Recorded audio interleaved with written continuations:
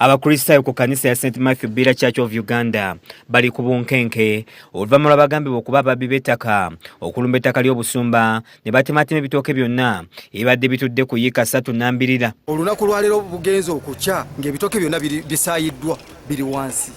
Imagine ebitooke bya kanisa biri wansi. Ezo okuwulira ng'olyankubira essimu ekiro nga naalongo batemye emmere yo yonna.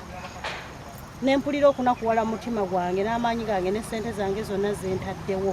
Bino byabaddewo mu kiro ekyakeseza olunaku olw'omukaaga abatamanya ngamba bwe bakakkana ku lusuku olwasimbibwa omusumba okuggyamu ekyokulya ne balusaanyaawo nga bino olugudde matu g'abatuuze beeyiye mu lusuku luno ne bavumirira ekyakolebwa. Anaabanga wammwe muddeyo munaabanga muli ku ttaka lya kyaki mumanye landirolwamu omuki omutuufu gwe mubamu obuki obusuulu.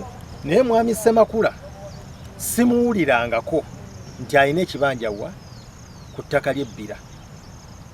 Yajja buzzi mu lukwesikwesi lwe kwagala kubba ttaka lyaki lya kyaki. Omusumba James Nsonga agamba nti baali bakatuuka ebbira balambuzibwa ettaka lino era ne babakakasa nti lya busumba ng'aweze nti si wakutunula butunuzi ng'ettaka ly'ekkanisa lisaanawo kubanga Annual Ssemakula alumirizibwa okusaanyaawo olusuku luno ebiwandiiko byalina babitankana. Mu myaka gy'abiri ly'ettaka lino kwe liri. N'olw'ensonga eyo emyaka gisukka ne mu 10 ng'ekibanja ettaka liri mu mikono gy'ekkanisa. Naye ndowooza omunyago guno ogugenze gujja ogugondeza abantu okulowooza nti buli wamu bajja kunyagawo. Naye ndowooza bannayuganda twekube mu kifuba tumanye nti nno omululu gutta. Omubuulizi David Ahalu agamba nti ettaka no limazeewo emyaka egisoba mu 10 nga n'ennyumba eriwo esukka myaka 10 ng'asabye amateeka g'eggwanga galamule. Kali ekkanisa n'ebyayo byonna okolerawo lireme okugenda bwerityo. Era tukowoola buli asobola okuyamba ku nsonga eno ayambe ekkanisa ereme okufiirwa obugaga bwayo bwe buti. Nga waliwo omusajja w'omukazi eyawaayo naawe ekkanisa egende mu maaso. Muyimba Christopher nga yakulira eby'ettaka ery'obusumba agamba nti ensonga zino zeetaaga mulamuzi ng'asabye President Museveni okuziyingiramu. Kati twetaaga okuyambibwa okw'enkizo ndowooza okuva mu gavumenti. Church of Uganda erumbiddwa mirundi egiwera. Bw'otunuulira omuntu okuva gye yavudde, nze gwenteebereza eyali azimbaawo yali Ssemakula awo.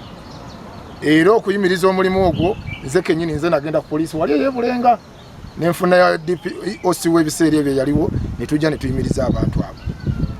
Era n'ateekawo olutalo lulungi nnyo bw'agenda mu ofiisi ennene. Ye Ssemakula ayogerwako yeeganye byonna ebimwogerwako kyokka n'akalambira nti ettaka lirye bwoya. Kyamukisa mubi nti yazze okusaawa olusuku yasaaye lwange ate n'atasaawa nnimiro ya mukyala Reverand yonna ne Reverand waalimira ne basaawa lwange. Kati neebuuza nze eddalu lyembangudde okujusaawo ennimiro yange oba ebitooke ebyange. Poliisi ng'ekulembeddwa amaduumiro ga poliisi ey'ebulenga Richard Sande etuuse ku ttaka lino n'erambula ebyasaayiddwa n'esaba enjuyi zombi okubeera obumu. Kunoonyereza kujagenda mu maaso. Buli omu ajja aleeta abajulisiibe akole statements compiling files zino zikozesa twaliwe mu kooti guno omusango guno gwa malicious damage. Emisango edde gye mwatwala mu kooti tetujja kulinda decision ya kooti ye n'abeekoze tetugenda ogobera naye ng'ekiriwo kati ku malicious damage omusango tugenda onoonyereza ne bulanga gutwaliwe mu kooti. Tusuubirawo kintu kyonna ekigenda mu maaso neeteninge buli kimu nga bwe kiri. Kiza Peter yakusakidde eggulire lino ku lwa KSTV agaleero.